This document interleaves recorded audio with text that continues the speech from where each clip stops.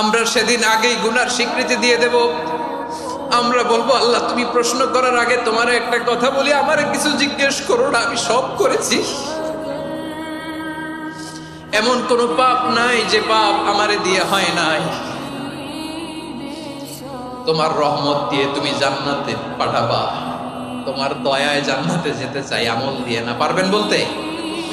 কিয়ামতের দিন আমরা বলবো, আল্লাহ আমার আমল দিয়ে জান্নাত চাই না, আমি তোমার দয়া দিয়ে জান্নাত চাই। তোমার দয়া ছাড়া আমার কোনো উপায় নাই। কারণ আল্লাহ যদি বিচার করে, বাঁচার কারো উপায় নাই। আল্লাহ যদি বলে ফেলেন তুই এটা করলি কেন, ওখানে গেলি কেন, কোরআনে 1000 বার নিষেধ করলাম তারপরেও এই পাপে জড়ালি কেন, এরকম প্রশ্ন ছুড়ে দিলে আমার উত্তর আছে? বাঁচার কোনো উপায় আছে?